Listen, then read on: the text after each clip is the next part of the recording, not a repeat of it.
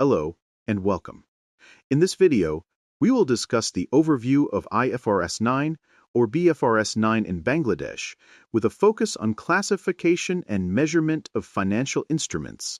Under the previous standard, IAS 39, financial assets were classified into different categories such as loans and receivables, held to maturity, available for sale, and fair value through profit or loss. IFRS 9 introduced a more practical and principle-based approach.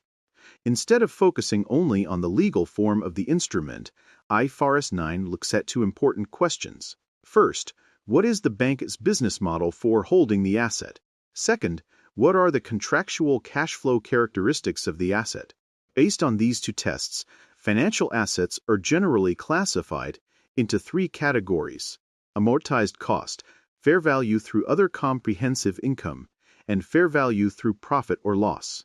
An asset is measured at amortized cost when the bank holds it mainly to collect contractual cash flows, and those cash flows represent only principal and interest. A common example is a normal term loan given to a customer. An asset is measured at fair value through other comprehensive income, or FE/OPCI, when the bank holds it both to collect contractual cash flows and to sell when needed.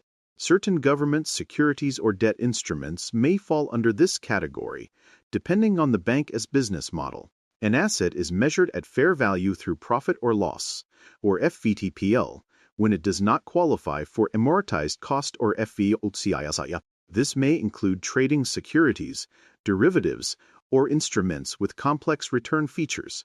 For financial liabilities, most items such as customer deposits, borrowings, and other funding liabilities are usually measured at amortized cost.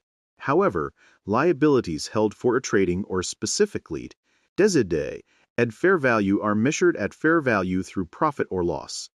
One of the most important concepts under IFRS 9 is the SPPI test. SPPI means solely payments of principal and interest.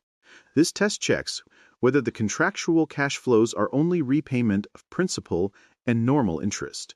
If the cash flows include unusual or equity-like returns, the asset may fail the SPPI test and will usually be measured at fair value through profit or loss.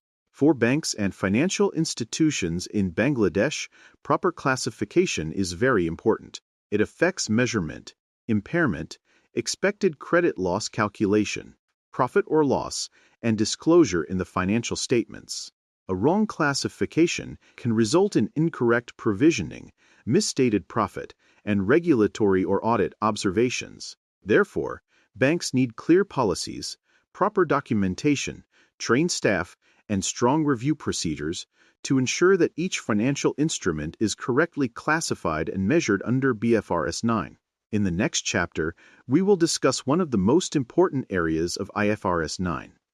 The expected credit loss model, including Stage 1, Stage 2, and Stage 3 classification.